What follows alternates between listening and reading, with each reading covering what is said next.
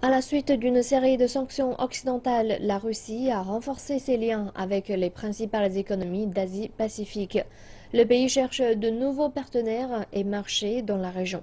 Reportage présentant la façon dont la coopération mondiale affecte le commerce et amène la diversité alimentaire dans les foyers des Russes ordinaires. À Moscou, trouvez les bons ingrédients pour préparer votre feu, une soupe de nouilles de riz ou d'autres spécialités vietnamiennes n'est plus un problème. À Food City, enseigne regroupant les plus grands centres alimentaires en gros de Russie, les visiteurs peuvent facilement trouver des nouilles, des sauces et autres épices au pavillon alimentaire du Vietnam, récemment ouvert. Cette évolution s'inscrit dans le cadre d'un projet plus vaste, l'Expo, établi par le syndicat commercial eurasien.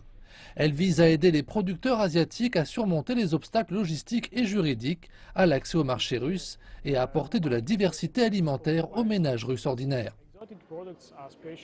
Elle combine les intérêts des acheteurs et des vendeurs. Les produits exotiques sont particulièrement attrayants pour les clients russes. Nous aimerions trouver les meilleures conditions en termes de prix et en termes de qualité des produits pour leur fournir ces produits exotiques.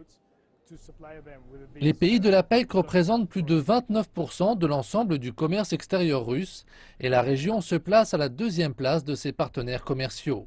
La Russie étudie des moyens d'encourager le commerce avec l'Asie pour se remettre d'une baisse de 12% depuis l'an dernier.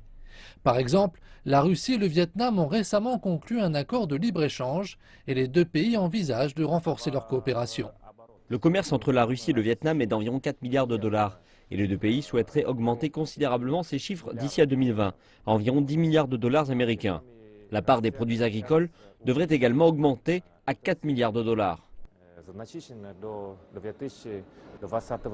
Le Vietnam a été l'un des premiers pays à marquer sa présence à l'Expo. La Malaisie, Singapour, les Philippines et l'Indonésie sont les prochains. D'ailleurs, de nombreux autres pays d'Asie du Sud-Est devraient dévoiler leur propre pavillon sous peu. Nous sommes en train de développer la consommation quotidienne des produits et l'assortiment des produits. L'année prochaine, nous augmenterons le chiffre d'affaires total jusqu'à 700 milliards de dollars.